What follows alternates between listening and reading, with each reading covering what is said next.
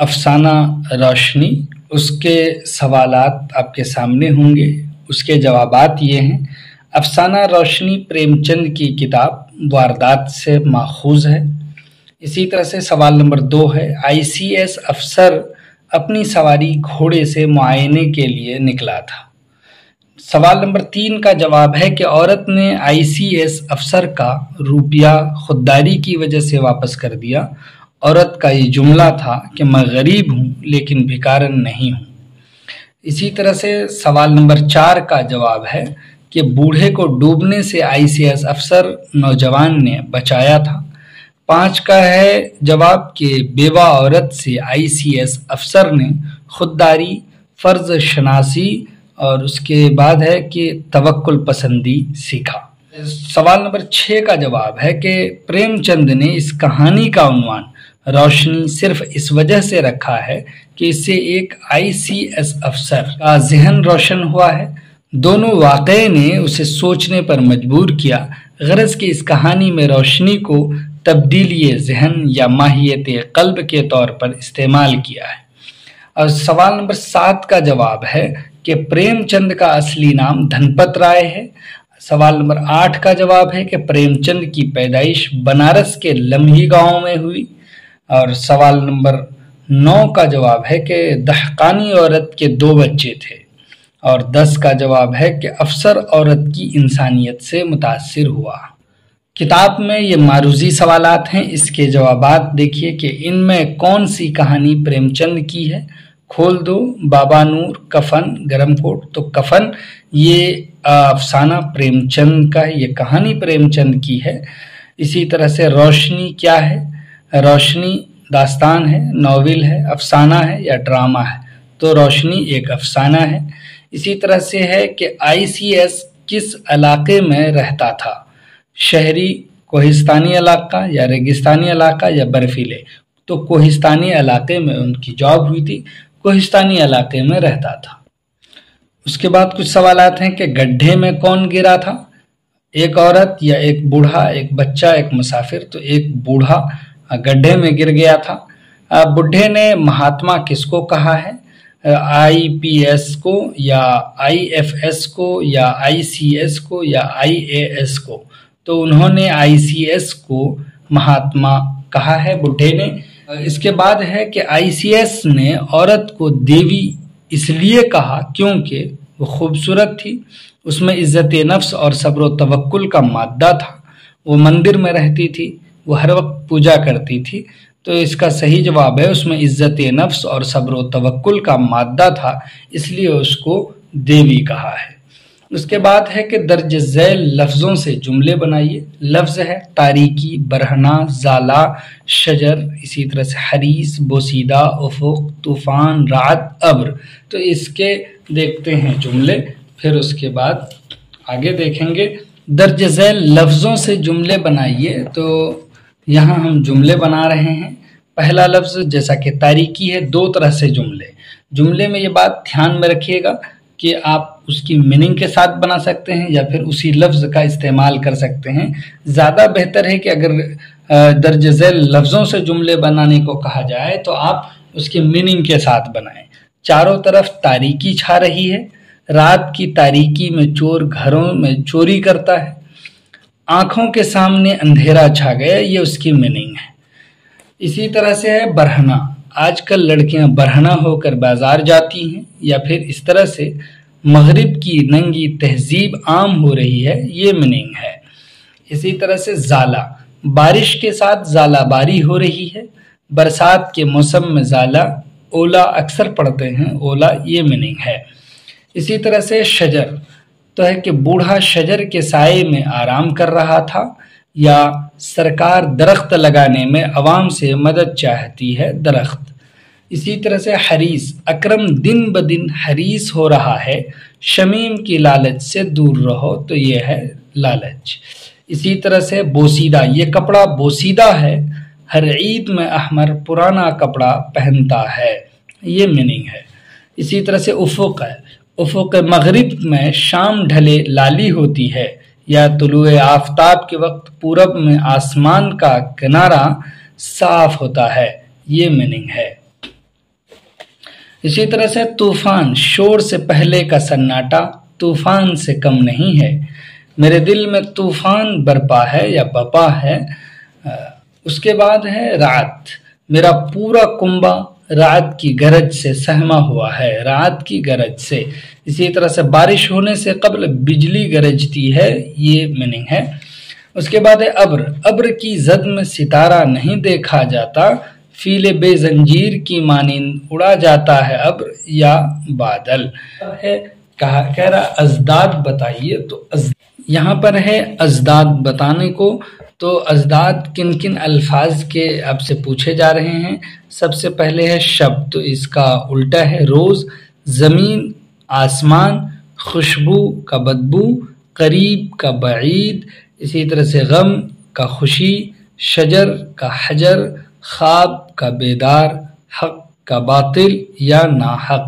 اس کے دو مفہوم ہیں، اسی لیے دو اس کے اپوزٹ ہم نے لکھ دیے ہیں، یہ ہے۔ اب آگے ہے سوال کے مندرجہ ذیل الفاظ سے اس طرح جملے بنائیے جس سے ان کی جنسیت ظاہر ہو۔ مراد، پیغام، زندگی، پانی، افق، آواز، عکس، نادم۔ ان الفاظ کی جنسیت ظاہر کرنی، اسی کو جملے میں استعمال کرنا ہے، اس کی میننگ کو نہیں۔ پہلا لفظ ہے مراد، تو یہ تانیث ہے، عثمان کی مراد پوری ہوئی۔ اسی طرح سے دوسرا لفظ ہے پیغام، تو یہ مذکر ہے، میرا پیغام محبت ہے جہاں تک پہنچے۔ اسی طرح سے تیسرا سینٹنس ہے زندگی، اس لفظ سے بنا رہے ہیں، تانیث ہے، فاطمہ کی زندگی خراب ہو گئی۔ اسی طرح سے چوتھا لفظ ہے پانی، یہ مذکر ہے، ٹینکی کا پانی مفید ہے۔ اس کے بعد ہے کہ افق، جو مذکر ہے، آسمان کا افق شام کے وقت پچھم کی طرف دیکھنے والا ہوتا ہے۔ اس کے بعد ہے آواز، جو مؤنث ہے، گھر سے رونے کی آواز کیوں آ رہی ہے۔ اس کے بعد ایک لفظ عکس، پانی میں سورج کا عکس دیکھ لو۔ اس کے بعد ہے لفظ نادم، یہ مذکر ہے، دل کا نادم ہونا کسی کو دکھتا نہیں ہے۔ اس کے بعد دیکھیے سوالات کیا کیا آپ سے پوچھے جا رہے ہیں۔ افسانہ روشنی ہمیں یہ پیغام دے رہا ہے کہ زندگی کی حقیقت اور سچائی کچھ اور ہے، وہ یہ کہ عام زندگی بہت دشوار گزار ہے۔ تعلیم صرف اعلیٰ ڈگریوں میں پوشیدہ نہیں، بلکہ یہ تہذیب نفس کا ذریعہ ہے جو ہر جگہ ہے، انسان کی قدر و منزلت اور درد و غم اور مصیبت و کلفت کے بارے میں جاننے کا پیغام دے رہا ہے۔ اسی طرح سے اس کے بعد سوال کا جواب ہے کہ افسانہ روشنی میں افسر لندھوار کے تھانے کا معائنہ کر کے گجن پور تھانہ جا رہا تھا۔ سوال نمبر 3 کا جواب ہے کہ افسر نے ایک نابینا بوڑھے کی مدد کی، چونکہ وہ شخص بوڑھا تھا اور وہ نابینا بھی تھا، پانی میں گر گیا تھا، وہ یوں ہی مر جاتا اگر اس کو چھوڑ دیا جاتا۔ اس اندھے بوڑھے کو مرنے کے لیے چھوڑ کر اپنی جان بچانے کے لیے بھاگنے پر حمیت نے گوارا نہ کیا، ان کی حمیت بھڑک اٹھی۔ اس افسر نے اس اندھے بوڑھے کی مدد اسی وجہ سے کی ہے۔ اور اس کے بعد ہے 4 نمبر سوال کا جواب کہ افسر نے عورت پر ترس کھا کر روپے نکال کر دیے، چونکہ وہ عورت بیوہ ہو گئی تھی، اس کے 2 چھوٹے بچے تھے، وہ محنت مزدوری کر کے گھر چلا رہی تھی۔ عورت کی سادگی، بے لوث انداز گفتگو، جذبہ مادری نے تسخیر کا سا عمل کیا تھا۔ وہ متاثر ہو کر روپے نکال کر ہاتھ بڑھائے، لیکن عورت نے لینے سے انکار کر دیا اور یہ کہا کہ وہ غریب ہے لیکن بھکارن نہیں ہے۔ دیکھیے تفصیلی گفتگو ہے۔ تو افسر کے مشاغل کیا تھے؟ افسر کے مشاغل تھے جو شروع ہی میں آیا ہے کہ افسر روزانہ اخبار و رسائل کا مطالعہ کیا کرتا تھا، جو دیگر دوسری جگہ کے امریکہ اور دوسری جگہ کے رسائل آتے، اور وہ یہ سوچتا کہ یہاں کے بھی رسائل کا معیار وہی ہوگا، اور وہ تھانہ وغیرہ کا بھی معائنہ کرتا، شوق کے لیے وہ شکاری کیا کرتا، یہ اس کے مشاغل تھے۔ عورت کے کردار سے افسر کیوں متاثر ہوا؟ اس لیے متاثر ہوا تھا کہ یہ عورت بہت فرض شناس تھی، توکل پسند تھی، اور انہوں نے جو گفتگو کی ہے، جو بات چیت کی ہیں، وہ دل میں اترنے والی ہیں۔ اس کہانی میں کون سا درس پوشیدہ ہے؟ اس کہانی میں ایک احساس کا، انسانیت کا درس پوشیدہ ہے۔ پریم چند کی افسانہ نگاری پر ایک مختصر نوٹ لکھیے۔ تو ہم پریم چند کی افسانہ نگاری پر ایک نوٹ پیش کر رہے ہیں، تو وہ ہے، یہ دیکھیے، پریم چند کی افسانہ نگاری۔ منشی پریم چند اردو افسانوں کے بانی اور روح رواں شمار کیے جاتے ہیں۔ پریم چند کے زمانے میں سرمایہ داری کو عروج حاصل تھا۔ زمینداروں کی محنت، ساہوکاروں کی زبردستی، بدمعاشوں کی شرارت، مزدوروں کی محنت، کسانوں کی جفاکشی، ان کا ایثار وغیرہ پریم چند کے افسانوں کے محبوب موضوعات ہیں، جن میں سرمایہ داری کو نشانہ بنایا جاتا تھا۔ 1909 عیسوی میں ان کی کہانیوں کا مجموعہ سوز وطن شائع ہوا، لیکن برطانوی سرکار اپنے نمک خاروں سے حقیقت بیانی اور اصلاح کو پسند نہیں کرتی تھی، اسی لیے سوز وطن ضبط کر لی گئی۔ پریم چند نے سرکاری ملازمت چھوڑ کر لکھنے کو مستقل مشغلہ بنا لیا، یہی ان کی آمدنی کا ذریعہ بھی تھا۔ پریم چند نے افسانہ نگاری اردو میں شروع کی تھی، لیکن اردو میں کمائی اچھی نہیں ہوئی، لہٰذا مجبوراً ہندی میں لکھنا شروع کر دیا۔ بعد کو اردو اور ہندی دونوں میں لکھنے لگے۔ پریم چند کی مقبولیت کا سبب پروپیگنڈا، اشتہار بازی یا ذاتی اثرات نہیں، بلکہ ان کا فن ہے۔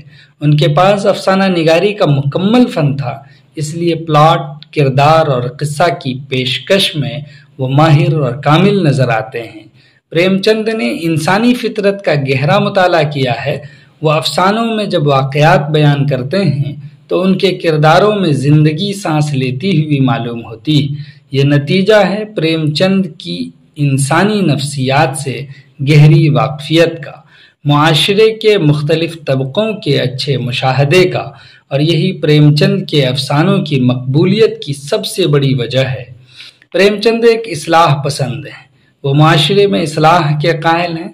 افسانے کا انجام ان کو تربیہ پسند ہے، یعنی ان کا تربیہ پسند ہے۔ آگے چل کر پریم چند اصلاح پسند ہو گئے تھے، جس کی سب سے بہتر مثال کفن ہے۔ اس دور میں پریم چند عملی طور پر حصول آزادی کی تحریک میں شامل ہو گئے تھے۔ اس تحریک اور سماجی حالات سے متاثر ہو کر انہوں نے کئی افسانے لکھے۔ ان کا سب سے بڑا کارنامہ یہ ہے کہ انہوں نے افسانوں کے ذریعے ہندوستانی عوام میں بیداری کی لہر پیدا کی اور اپنے حقوق و مراعات حاصل کرنے کا درس دیا۔ پریم چند کی زبان سادہ اور عام فہم ہوتی ہے، جو پڑھنے والے تک پیغام کو براہ راست پہنچاتی ہے اور پڑھنے والا افسانے کا فوری تاثر قبول کرتا ہے۔ اب اس کے بعد ہے کہ افسانہ روشنی پریم چند کی دیگر مشہور کہانیوں کے مقابلے میں آپ کو کیسی لگی؟ مدلل بحث کیجیے۔ تو اس کے بارے میں آپ اپنے الفاظ میں اپنے سے لکھ سکتے ہیں کہ آپ کو وہ افسانہ پڑھ کر کیا محسوس ہوتا ہے۔ اگر آپ نے اس کے 2 افسانے پڑھے ہیں، 3 پڑھے ہیں، تو اس سے تھوڑا سا تقابل بھی کر کے آپ دکھا سکتے ہیں کہ ہم نے یہ افسانے پڑھے ہیں، جیسے شکوہ شکایت ہے، معصوم بچہ ہے، شانتی ہے، یہ سارے افسانے انہی کے ہیں۔ آپ ان سے بھی مقابلہ کر کے بتا سکتے ہیں کہ اس کی یہ خصوصیت ہے، اس افسانے میں یہ اس پہلو پر زیادہ زور دیا گیا ہے، تاکہ بات واضح ہو سکے۔